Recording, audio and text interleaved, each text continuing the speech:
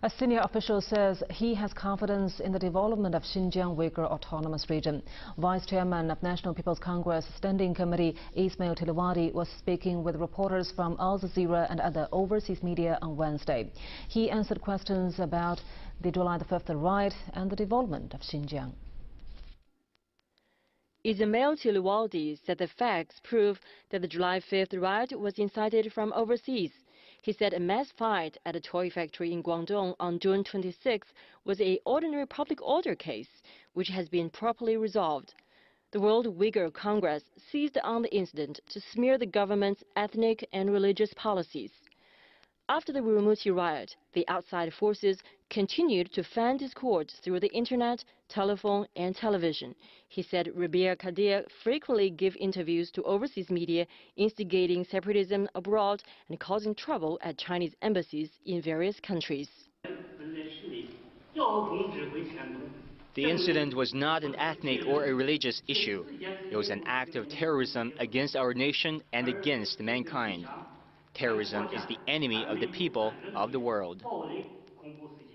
Anti-terrorism is a consistent stance of all sovereign countries, including China. So again, it is not religious. The measures that the Chinese government has taken were widely supported by other countries. The central government will not neglect the interests of all ethnic groups in Xinjiang. The Chinese government will stand together with other nations in the world to attack terrorism. Tilawadi said the Urumqi riot was a serious violent crime involving beating, smashing, looting and burning. No country would allow such crimes.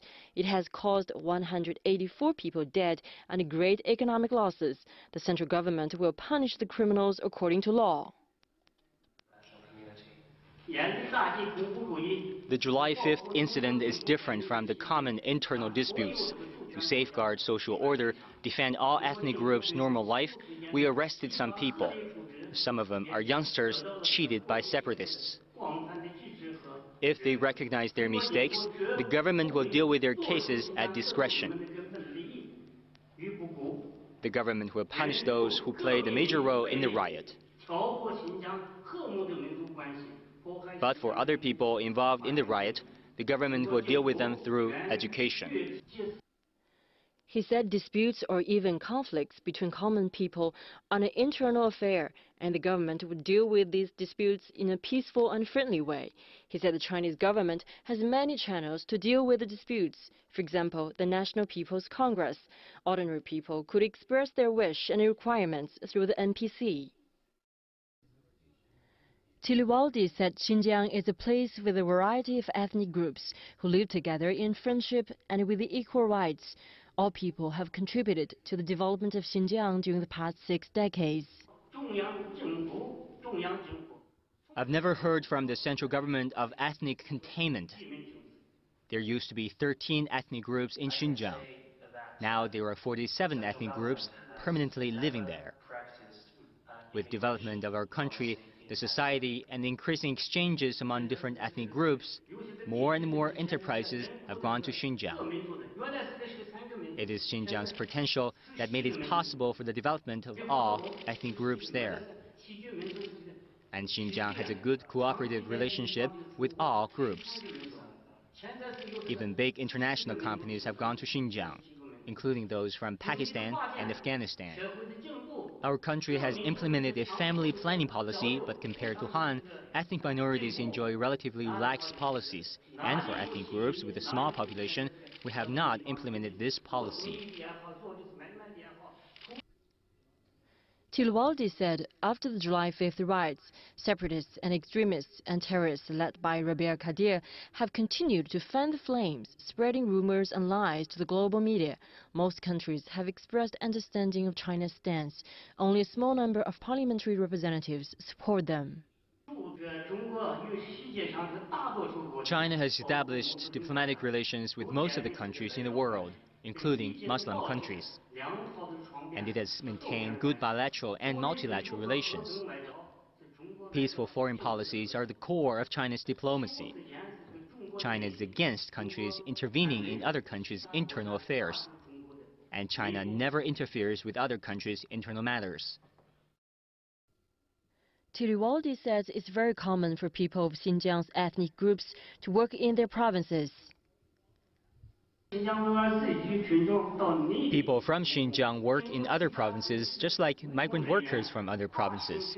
This is the result of the pursuit of happiness as China's market economy prospers and improves. Working and living conditions improve.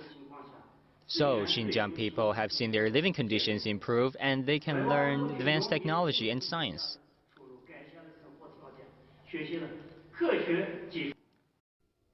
Tiliwaldi used the figures to demonstrate Xinjiang's development.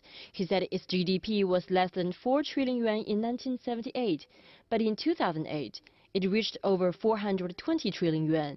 Xinjiang's exports and imports totaled only $23 million in 1978, and in 2008, the figure reached over $22 billion. Tiliwaldi himself witnesses the great changes that have happened to Xinjiang. In 1962, when I was a student in Xinjiang University, it took me 9 days to go to Urumqi by lorry from my hometown Kashgar. Now it takes me only an hour and a half by plane or 2.5 hours by train. Transportation is now really convenient. Tiliwaldi also says that in addition to economic development, Xinjiang's culture, education, technology, public health, and sports have developed at a fast pace. Their 9 years of compulsory education and illiteracy among the youth and middle-aged has been eradicated. In the mid-1950s, there was only one university in Xinjiang. Now there are over 30. Tiliwaldi also shows his optimism for Xinjiang's future. He said with the support of the central government, he is confident in Xinjiang's development. It will definitely have a better future with more harmonious ethnic relations and more prosperous culture.